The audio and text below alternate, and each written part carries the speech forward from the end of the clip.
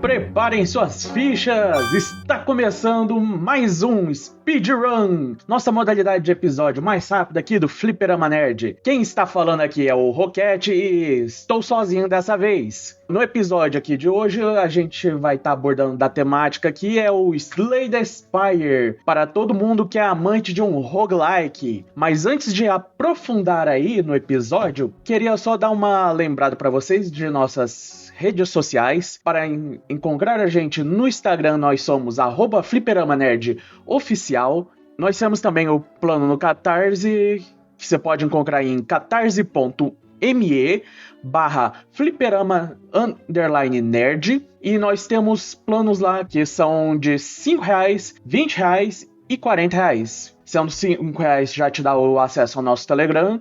R$20, além do Instagram, também vai poder participar de votações para escolher as temáticas dos nossos episódios. E com 40 ou mais, você vai estar tendo todos esses benefícios e também vai ganhar um agradecimento no final dos episódios. Caso não possa ajudar com a gente, considere divulgar esse episódio ou o próprio podcast para seus amigos que têm interesse nessa cultura nerd, geek e que nunca ouviu falar de nós. Então, finalizando aqui, nós vamos nos aprofundar do que é o Slay the Spire. Antes de começar, gostaria de reforçar um recado que o Hilário já fez no primeiro cast de janeiro, mas nós teremos uma pequena mudança aqui no Fliperama, mas uma pequena mudança, não é nada grave não, gente, mas desde muito tempo nós temos o costume de lançar os nossos episódios no sábado, mas estamos fazendo uma pequena mudança de sábado para segunda-feira. Todos os episódios de janeiro ainda vão continuar no sábado e a partir de fevereiro que vai haver essa mudança. Está previsto para estar nessa mudança na primeira segunda-feira de fevereiro, ou seja, dia 2. Mas, como eu falei, nada muito sério, gente, só uma pequena mudança de dia. Agora que já o recado está reforçado, redado, dado de blá blá blá, vamos continuar aqui com o episódio.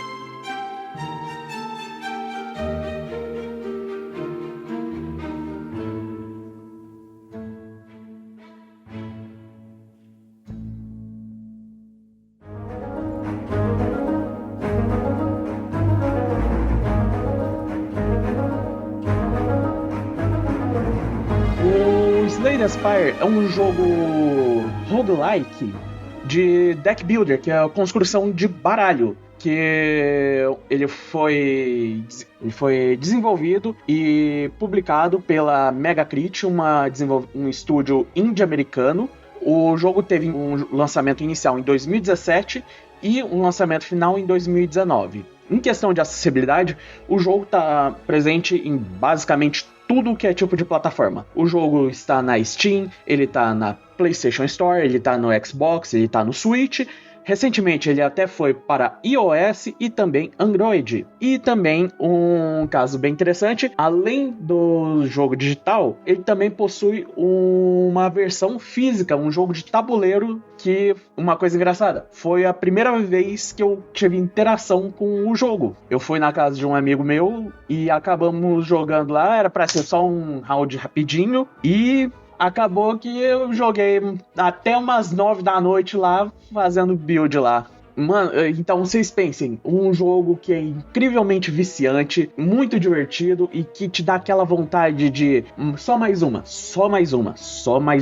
Então, para começar, o jogo, como eu falei, ele é de construção de baralho. O jogo é dividido em 3 atos e em que o caminho que você escolhe é sempre gerado aleatoriamente, que nem no estilo roguelike. E em cada caminho que você escolhe pode ter interações diferentes. Mas antes de toda essa aventura, uma coisa que tem que saber é que o jogo são 4 personagens diferentes. Cada personagem tem uma relíquia única e possui diversas cartas que dão suporte a um estilo de gameplay diferente. Temos um personagem que é mais um guerreiro, que tem cartas que são mais focadas a sacrifício de vida, ganho de força e em uma mecânica que é de descartar cartas. Nós temos uma Ladina que tem a especialidade de comprar cartas, dar dano com faquinhas, veneno, descartar e ganhar energia. Temos também um robô mago que mexe muito com orbes de poder, que você pode ativar diferentes tipos de orbe, de diferentes elementos, para fazer coisas em um ciclo muito viciante. É um dos mais difíceis para jogar. E também temos um monja que tem um gameplay também bem avançado, que é mais focado em trocas de postura entre calma, neutro e fúria, e outras diversas estilos de gameplay nessa classe em específica. Então é um jogo que já logo de cara te dá várias opções de construção de deck, de estilo de jogo. Você sempre fica querendo testar as coisas. É uma coisa muito gostosa de se tentar fazer. E além do mais, o jogo, como eu tinha falado antes, ele é dividido em 3 atos. Quando você termina o ato 3, você acaba encontrando um coração das trevas que você tenta matar, mas só dá dano e acaba a run. Ele te mata. Só que após você jogar com as primeiras 3 classes, que é o guerreiro, a lagra e o robô mago, você libera uns fragmentos de cristal que você pode pegar ao longo da run. Caso você colete os 3, você tem o direito a enfrentar um ato extra, que é para você enfrentar o coração. E a partir disso, quando você mata a primeira vez o coração, que começa a aumentar os níveis de dificuldade, que aí começa a ter, como se fosse um estilo do Hades, um sistema de calor em que vai aumentando a dificuldade, os inimigos vão ficando mais fortes, você vai ter penalidades, e isso vai de uma dificuldade 1 até o 20. O nível de desafio do jogo chega a um nível muito grande. Ao longo da run, você tem as opções de enfrentar os inimigos, você também pode enfrentar inimigos de elite, tem eventos aleatórios que podem ou te auxiliar ou te atrapalhar totalmente, e tudo isso também possui artefatos que podem te ajudar, que alguns têm alguns efeitos bem básicos, como por exemplo, te dar mais vida, enquanto outros têm alguns efeitos bem mais aleatórios, que chegam até um ponto de transformar todas as suas cartas em cartas aleatórias. Também tem o mercador, que você pode encontrar ao longo da run, onde não tem uma luta lá, e é simplesmente um ponto que você pode escolher, gastar o dinheiro que você ganha ao longo da run, que você pode estar comprando mais cartas da sua classe, ou cartas neutras, ou até mesmo artefatos. E uma outra também coisa que dá pra fazer é retirar cartas do seu deck. Por causa que um jeito bem legal de se jogar o Slay the Spire é que, como eu falei, você constrói um deck ao longo dessa run. Só que nesse quesito de você ir pegando mais carta, você faz um deck muito grosso. Você vai ter muita variedade, vai ter muitas opções, só que em certos momentos ter tanta carta mais te atrapalha do que te beneficia. Se você precisar fazer certos combos, você vai se atolar com tanta carta que você tiver na mão, por causa que você não vai ver com tanta frequência aquele combo de cartas em específico. Então uma opção para, caso você queira fazer certos combos, é você se limitar, ver as cartas de recompensa e tentar decidir se você quer pegar a carta ou não, por causa que essa é uma opção que o jogo te dá. Você pode simplesmente ignorar a carta de recompensa para você poder manter o seu combo rodando, por causa que no jogo, quando você compra as cartas que você não usar, você descarta elas para pilha de descarte, e o próximo turno você compra mais carta. Quando o deck acabar, todas as cartas que você usou voltam para montar o seu deck e você começa o ciclo tudo de novo. Então, às vezes, manter um deck pequeno é o que te beneficia. E uma coisa engraçada é que tem uma conquista até mesmo para isso, que é onde você é obrigado... Não é obrigado, mas a conquista faz... Você tem que fazer um mini deck, que é basicamente um deck de apenas 5 cartas. o que é bem difícil de fazer, por causa que todos os decks inicialmente já são feitos por cartas de golpear, que são cartas normais de dano, e de bloquear, que é para defender certos danos. E algumas outras cartas que servem mais como alguma utilidade dependendo da classe que você for pegar. Reduzir o deck e manter um combo em ciclo é um negócio que te dá uma adrenalina que te faz sempre querer fazer de novo e de novo isso. E você chegar no final fazendo esse combo, você se sente imparável. Um exemplo disso foi eu ter feito a build da Ladina de ficar invocando facas, em que eu tinha artefatos para buffar dano de cartas que tem custo 0, e também quando eu gasto as cartas por causa que essas faquinhas elas somem. Então eu invocava essas faquinhas, usava elas e transformava essas cartas que desaparecem em cartas permanentes, que às vezes davam mais acesso a faquinhas e fazia um ciclo que não acabava mais. Nossa, era um combo tão gostoso de fazer. Você fica naquele vício de tipo, eu quero combar mais, eu quero fazer mais combo, mais combo, mais combo, mais combo. E nossa, é uma sensação que você fica querendo fazer de novo, e de novo, e de novo. Teve também uma vez de guerreiro que eu fiz uma build focada só em bloqueio e transformar esse bloqueio em ataque. Chegou a um ponto que eu tava com tanto bloqueio que o boss final não tava mais conseguindo me dar dano. E ele batia com muita frequência. E você fica rindo e rindo de uma coisa tão idiota. Mas é claro, eu fiz isso em umas runs de baixa dificuldade, não tão alta assim. Eu ainda tô tentando passar no jogo, porque realmente o jogo é bem difícil. E você fica querendo fazer isso nessa dificuldade mais alta, por causa que é muito engraçado ver alguma coisa tão difícil ser acabado por uma build tão boba. E você fica tipo, mano, eu quero fazer isso de novo. E de novo, e de novo. Também umas explicações a mais, como eu falei, do caminho que você toma no jogo. Em questão dos combates, tem o seguinte: todo personagem tem um sistema que é de mana. Todo personagem tem 3 de mana e as cartas têm os seus custos, podendo variar de 1, 2, 3, até mais custos, por causa que eventualmente tem outras maneiras de conseguir mais mana, seja para o artefato que te dá mais mana inicial ou aumenta seu limite, mas algumas vezes te dão alguma punição, mas também tem algumas cartas que te dão mais mana com algum demérito. Nisso aí é que começa a vir as questões de fazer combo, pegar certas cartas e começar a fazer a sua estratégia.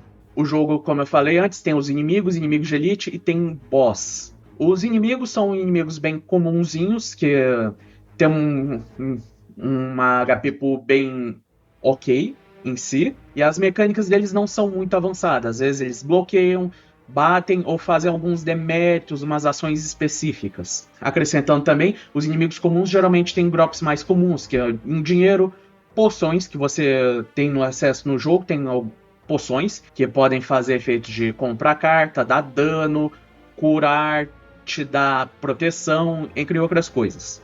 E esses inimigos comuns podem dropar de vez em quando essas poções, dinheiro e carta, mas cartas bem mais comuns das classes que você estiver jogando. Os inimigos de elite são inimigos mais complexos, eles são inimigos que têm certas mecânicas que podem te atrapalhar bastante e diminuir sua vida.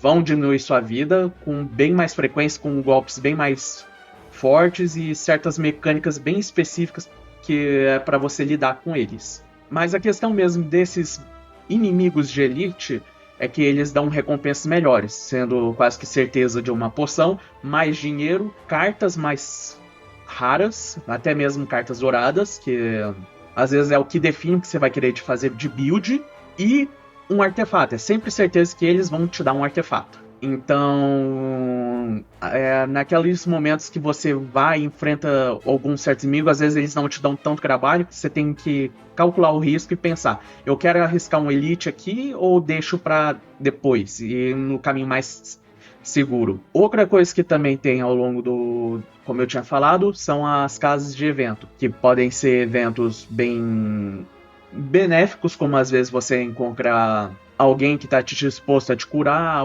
ou às vezes até mesmo te adicionar cartas ou remover cartas do seu baralho. Há eventos que podem ser prejudiciais que podem adicionar maldições ao seu deck, ou até eventos bem aleatórios, a um ponto que é tipo, pode ser ruim, pode ser bom, depende da sua sorte. Que às vezes você pode ter chance de pegar um artefato bom, às vezes pega um artefato ruim, ou às vezes você tá num poço lá de petróleo que pode te dar dano, mas tem chance de pegar um artefato. Então você arrisca perder vida até você pegar um artefato, ou você simplesmente ignora e passa reto. Tem um acampamento que é onde você pode fazer 2 ações normalmente. São 2 ações que você pode fazer normalmente. Descansar, que é bom sua vida, o que é bom em alguns casos lá, caso você se desgastou bastante com as lutas. Mas uma outra coisa que dá pra fazer nesse acampamento é forjar. Por causa que, além de você pegar suas cartas ao longo da run, você pode melhorar elas.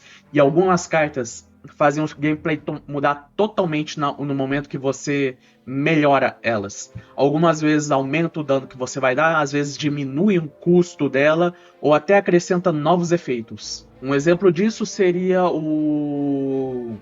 a carta do Guerreiro de Fúria Cegante, se eu não me estou enganando. Acho que em inglês ela chama Sin Red, que é uma carta que você usa, ganha 2 de energia e ela desaparece. Ela normalmente custa 1 de energia, mas ao melhorar ela, o custo vai para 0. Então é simplesmente uma carta de ganhe 2 de energia grátis. E isso cria muito momento quando você está fazendo a run. Você cria fica num embalo, podendo pegar mais energia assim gratuito, fazer mais ação, mais dano. Então, é nessas horas que às vezes você parar para ir no acampamento e decide forjar, pode ser bem mais recompensador às vezes do que descansar, mesmo que você não esteja muito bem de vida. Eventualmente, quando você vai avançando nas runs, libera algumas relíquias, dá pra fazer mais ações no acampamento. Mas o básico é isso. E, como eu falei, são 3 atos. Quando você chega no final do ato, tem sempre um boss que, se eu não estou enganado, cada ato tem em torno de uns 3, 4 bosses diferentes. Tem alguns que são mais fáceis e outros que são mais difíceis, que é o de cada ato. Mas, dependendo de como tá a sua build, você vai sempre passar por eles numa boa. Quase sempre. Às vezes você cagou na build no meio do caminho e você se fode ali mesmo nos primeiros turnos e se toca. Aqui já foi. Bora pra próxima. Mas, em essência, é mais ou menos esse é o estilo do jogo. Que você tem que ir racionando o que você tem de carta, o que você tem de relíquia. Suas poções também podem te ajudar. E você tem que ir racionando, tipo, escolhendo seus caminhos. Às vezes você quer arriscar, por causa que às vezes o risco pode valer a pena.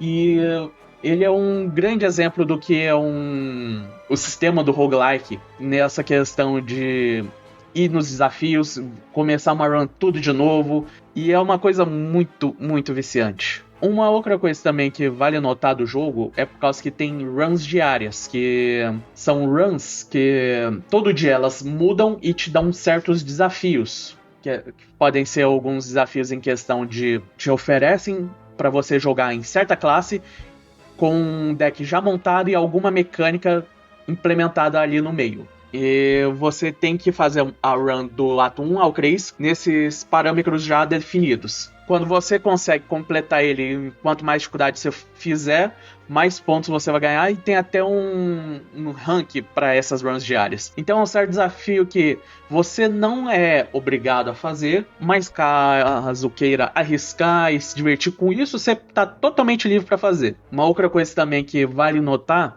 é que o jogo tem um grande suporte a mods. A um ponto que o jogo te permite baixar até novas classes, mudar certas cartas, colocar mais desafio ainda no jogo, mais relíquias, mais cartas. E você fica fica às vezes querendo jogar nisso só pra ver como é que é essas modificações e às vezes testar alguma coisa. Por causa que às vezes você pode estar vendo... Às vezes eles criaram uma classe em que eles colocam algum personagem que você gosta muito de alguma série ou alguma coisa assim, e você fica lá querendo jogar. Em questão de mods aqui, eles acabaram colocando um set de artefatos, de ferramentas, inspirados no Silksong. Então, caso você seja fã de Hollow Knight, você pode às vezes baixar o mod e poder jogar com as relíquias do Silksong. Outra coisa, elas tem um mod que adiciona como classe a dançarina do Crypt of the Necrodancer. Tem aqui que colocaram o Jhin como personagem, o Jhin do LoL. E por aí vai. E tem várias coisas nesse nível aí que você pode, às vezes, baixar e só pra se divertir. Tem algum mod que já te faz começar com a caixa de Pandora, que é o artefato que troca todas essas cartas por cartas aleatórias da sua classe. Tem mod de Balagro, e isso vai criando mais variedade que está sendo fomentada pela própria comunidade. Isso que deixa o jogo vivo até hoje. E ele é incrivelmente recomendado, altamente recomendado por todo mundo que joga. Inclusive eu, e por isso que eu estou fazendo aqui o episódio. Eu comprei esse jogo, eu joguei demais ele aqui. E uma coisa também que vale ressaltar é que quando eu comprei o jogo, eu fui pesquisar um pouco mais e já está anunciado pela própria Metacritic com um trailer que ano que vem já vai ser lançado tem um lançamento inicial da continuação, Slay the Spire 2, em que vão adicionar mais uma classe, vão dar uma melhorada no sistema de combate, das cartas, e eu tô super animado para ver como é que vai ser isso. E no momento não tem muito mais notícias sobre isso, no momento que eu tô gravando, que é dia 14 de dezembro, mas o lançamento inicial está previsto para ser em março de 2026 e já mostra alguns trailers mostrando que tem um pouco mais de animação dos personagens, tem também mais animação nos inimigos. Então eu estou super empolgado com essa continuação. Eu vou tentar talvez platinar esses Slay the Spire nesse meio tempo. Vou falhar miseravelmente, mas vale a tentativa. E eu também queria dizer que, como eu tinha para ressaltar, o jogo tem uma incrível acessibilidade em questão de plataformas e ele também tem a disponibilidade de português Brasil. Então, às vezes você fica com receio de jogar e não entender o que as cartas fazem, os artefatos fazem. Não se sinta intimidado por causa que ele está traduzido, gente, está bem traduzido, você vai entender e acaba divertindo com isso. Em questão de preço, aí que dá um pouquinho de susto, mas geralmente na Steam, o preço normal dele geralmente é em torno de R$ 74,99. Um pouquinho salgado para um jogo indie, mas ele é incrivelmente bom. Porém, eu recomendo vocês sempre esperarem alguns descontos da Steam, que vira e mexe tá dando desconto, e o Slay the Spire não é uma exceção, ainda mais que é um jogo mais de 2019. Vira e mexe, ele tá em promoção, e ele entra em torno de 75%, 80% de desconto, que faz ele chegar geralmente em torno de um preço de R$18,74. No momento que eu tô gravando aqui, que o Enel tinha falado, ele tá em promoção e tá nesse preço. Mas eventualmente, mais pra frente, às vezes ele pode ficar um pouco mais barato, até mesmo com o lançamento do 2, ele pode ficar mais barato ainda. Então não assustem com o preço à primeira vista, que ele é um recorrente de desconto na Steam. E eu imagino que também seja recorrente de desconto nas outras plataformas.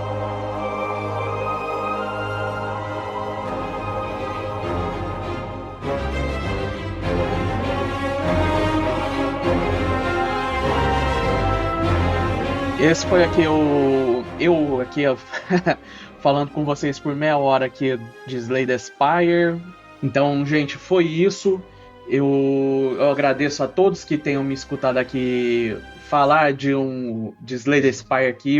Como amante de roguelikes, eu gosto bastante desse potencial de variedade, de fazer build, de ter estratégia diferente. E eu espero que todo mundo que goste desse tipo de jogo, que não tenha conhecido o Slay the Spire, dê uma chance ao jogo. Mesmo que às vezes você não gosta muito de cartas, o estilo aqui te cativa bastante por causa da incrível variedade que tem aqui no jogo. E isso chama bastante atenção. E caso você discorde de alguma coisa que eu falei aqui, ou quer ressaltar alguma coisa que eu não falei ou que eu falei, comentem aí. Podem também entrar no nosso Discord, que está sempre aberto aí. E caso tenha alguma coisa para melhorar, nós temos um documento em que vocês podem dar sua crítica, dar um feedback do que a gente pode melhorar, pode mudar aqui no nosso podcast.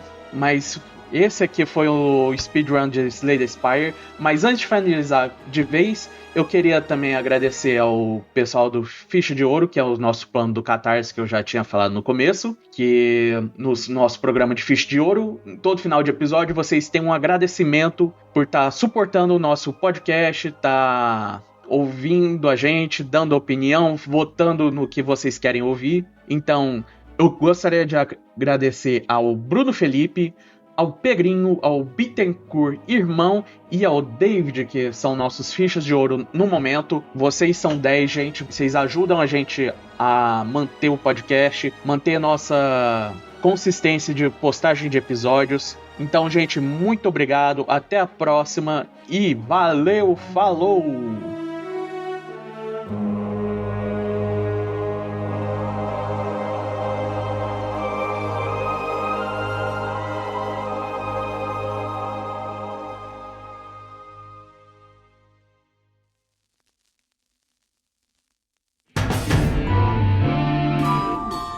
Esse podcast foi editado por Yoshi Ohashi.